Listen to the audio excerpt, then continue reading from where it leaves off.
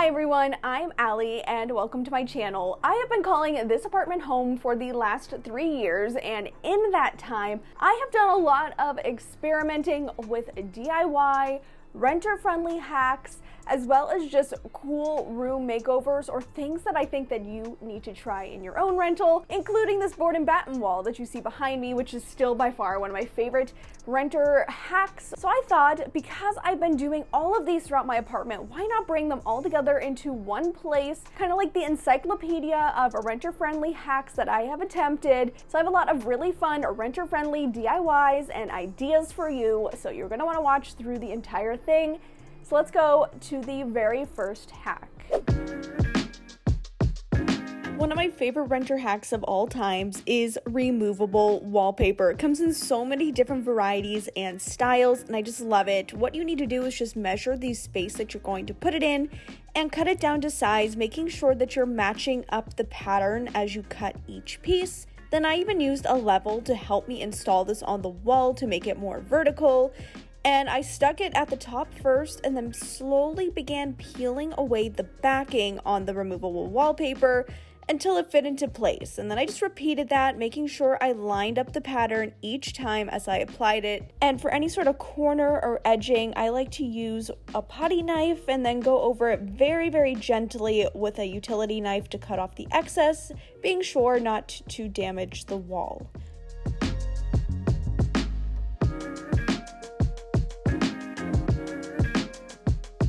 And I did this project in my entryway where it turned out so great, and I also did the same thing with a faux tile looking backdrop for in my kitchen.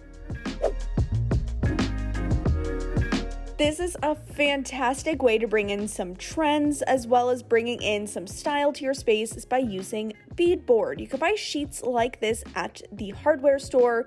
You can also get the individual boards that click into place, and it's already pre-primed, so all you need is a nice paint and whatever color you want. What a fun way to bring an accent wall into your apartment that is totally 100% removable in the end. So after a couple coats of paint and those were all dry, I took some command strips and hot glued them to the back of this beadboard. Now these are those Velcro picture hanging command strips, and I just placed them throughout the entire sheet here, and then I removed the backing so that they could attach to the wall.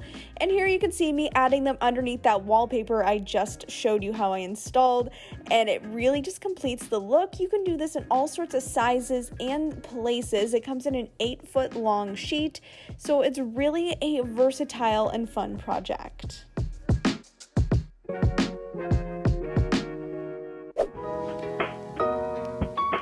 One thing about rentals is you'll find a lot of outdated fixtures, including outlets. And so I found these totally renter-friendly outlet covers at the hardware store. They are perfect.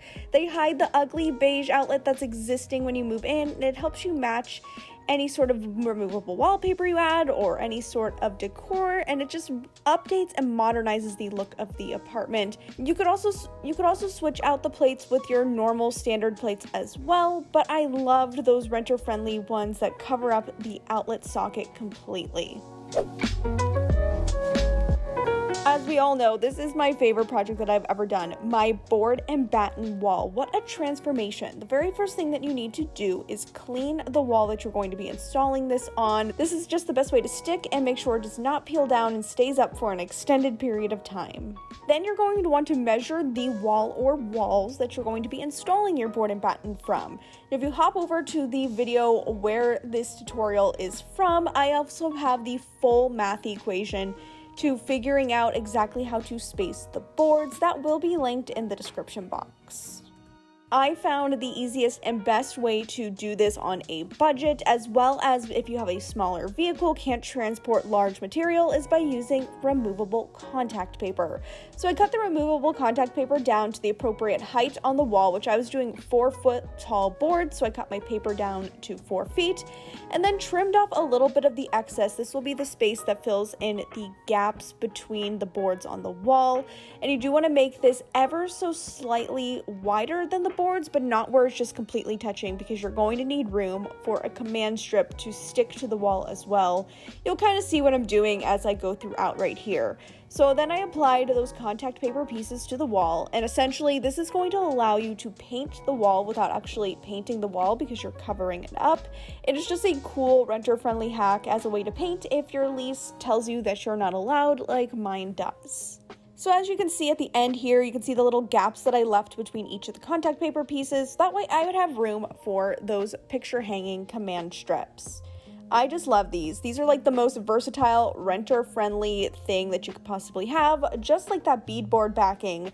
I did the same thing. I stuck these to the wall first, and then I went in with my hot glue and put some hot glue on the side of the command strip that is attaching to the board and stuck that into place. I always just like to use the hot glue as a little extra grip and security, because sometimes I do find that the command strips, they stick really well to the wall, but not so much to other types of materials. So it's really just a thing to make sure it stays up and does not move around.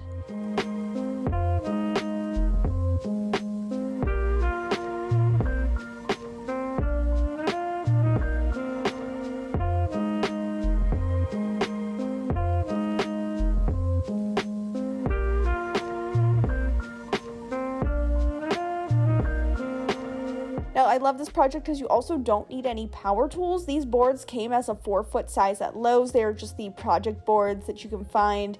And I also then cut down a tiny little piece using a hand miter saw. So you do not need power tools to do this. You can just get a cheap little miter box and saw, and it's perfect for this project.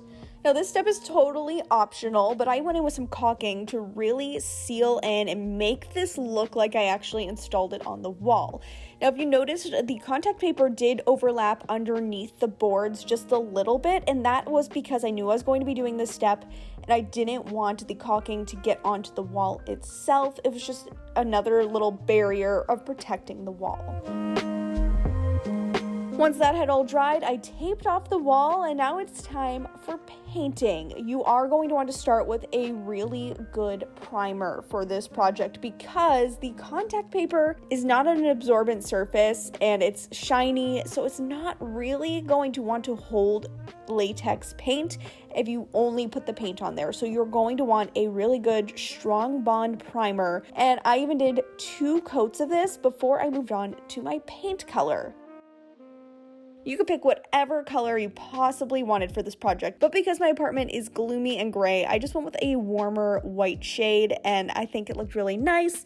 It allowed me to keep the gray on the top part of the wall and then the white to contrast against it, and brought the lightness and airiness that I really wanted into the space. And also because the contact paper was white and the primer was white, I only had to do 2 coats, but you just do as many coats as you needed for full coverage. I think this would look great with a bold color. Then there's that outlet cover. Once again, that is how I completed this wall, and the transformation is incredible. It was so worth spending a weekend to do this project, and I will over and over again say that you need to try this one in your apartment. If you love content like this and you're really feeling inspired by all the renter-friendly ideas that I'm sharing, because I have some really big, exciting projects coming up in the next couple of weeks and months, and you're not going to want to miss them. So make sure you're subscribed and have that notification bell turned on so you can follow along. Here is a really fun renter-friendly product I found on Amazon. It is a under the cabinet paper towel mount, but what makes this great is that it has an adhesive to it so that you don't even have to screw it into the cabinetry. All you have to do is remove the backing, stick it to the bottom of the cabinets where you want it, and hold it in place for approximately 30 seconds until it gets a really nice bond, and add your paper towel roll. There is a spot on it for a screw if you feel like you need that extra security, but this can simply be removed when it's time to move out. Now on to a really fun DIY project to elevate those ugly flush mount light fixtures that I am sure your apartment has. And I'm starting with some cane webbing. I bought this off of Etsy, and I will be sure to link the shop in the description box. And I cut these pieces down to size to what I thought would be an appropriate diameter for my light fixture. Essentially, you just need to measure and determine what size you want yours to be. And I ended up, because of my sheet of cane wasn't quite big enough to do one full piece, I cut 2 smaller pieces and hot glued them together, creating little side seams like this.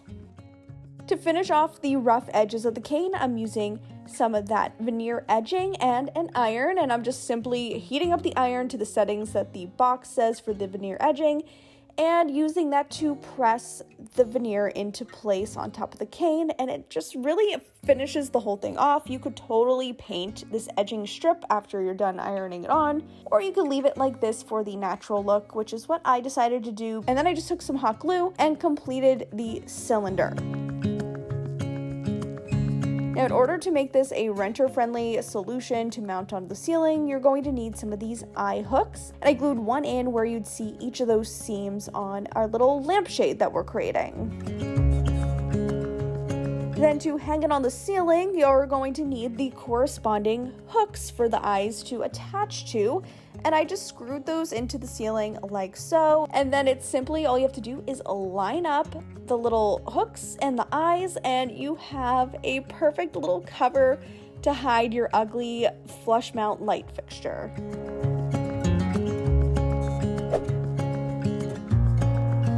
Speaking of other ugly fixtures in an apartment, talk about vertical blinds. And so this is just a fun way to elevate it, sort of conceal those boring, basic, cheap as well vertical blinds. So I installed a large curtain rod above the vertical blind. I slid on a curtain that matched my decor and also the finial at the end there, and it perfectly hides the blinds, but they still retain their functionality in case you need to close them for privacy.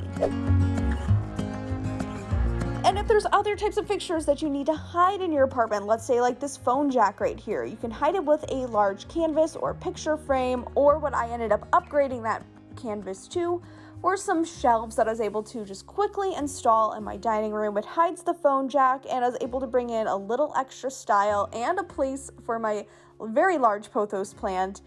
And so this is just a really easy way to hide some of those ugly fixtures. And you could do it to all sorts of things that maybe aren't functional but are stuck on the wall in your apartment.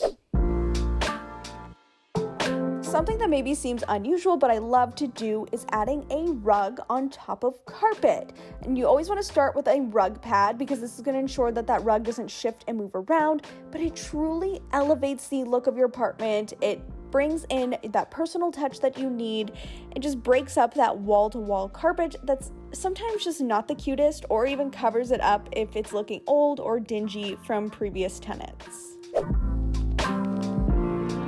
Now let's do a project to hide some more blinds, but this time we're going to be hiding the ones that you put in your windows. I picked up this textured fabric from Joann Fabrics because it mimics the look of a bamboo Roman shade, and what we're doing here is just a faux Roman shade. I personally don't like using the mini blinds. I prefer to just close a sheer curtain and then only using the blinds if I need them for additional privacy, or in the winter time when it's really cold, or summer when it's hot. So I cut down my fabric to the width of my window, adding on an additional about 5 inches because you do want this to be slightly bigger than your window and you want to have room for a hem. So you can see me folding over that hem right here and also measuring it. There's really no need to do a double fold hem on this project because you're never going to see the back of this. Now to hang this, I'm just using a little dowel rod, and I trimmed it down using a saw, and then I folded over the top edge and created that little pocket for the dowel to slide into. The trickier part now is doing the folds. So you can see me folding kind of the bottom third over like this, and I pinned that and stitched that into place so that way that was not going anywhere, because these folds are just faux, they're just mimicking the look of a Roman shade. And then I repeated that for a top fold so that I'd have that kind of triple fold look. I don't know, you can kind of see what I'm doing here. I think it's easier to watch it than to explain what I was doing.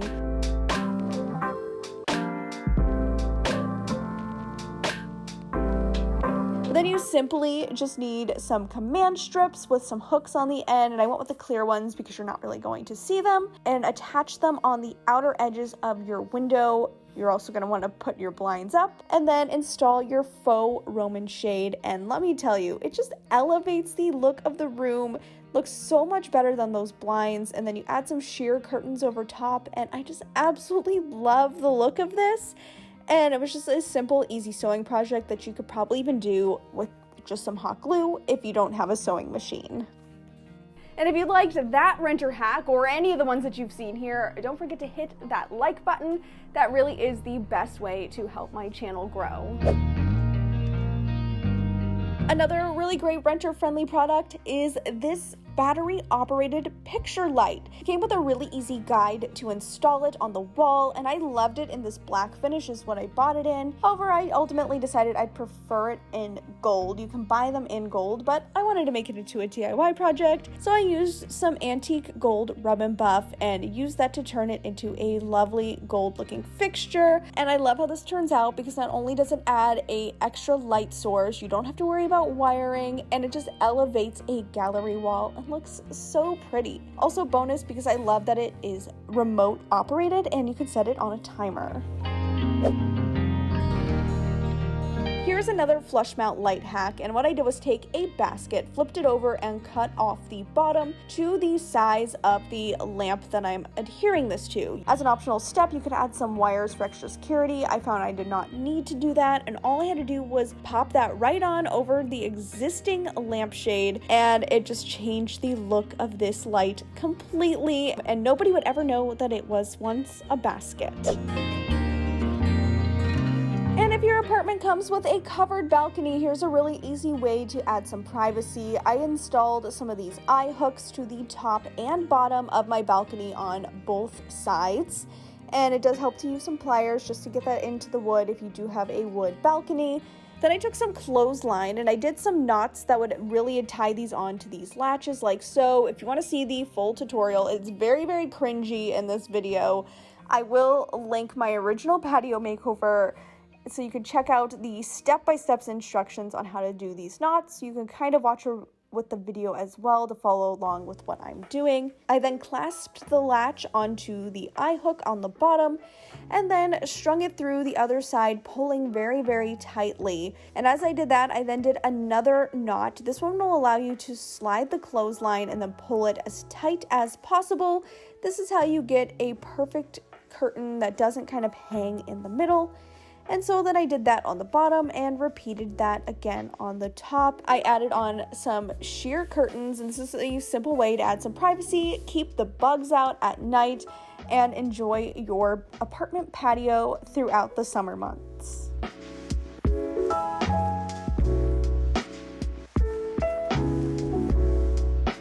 And with that wraps up all of the hacks that I have done in this apartment. I'm so happy that I've been able to share this DIY journey with you these last 3 years. Again, make sure that you subscribe so that you don't miss out on any other renter-friendly hacks that I share in the future, because there are a lot more in store. And if you want to see some of these full room makeovers come to life, I do have a full room makeover playlist that is on the screen right here. Thanks so much for watching this video, and I'll see you next time. Bye!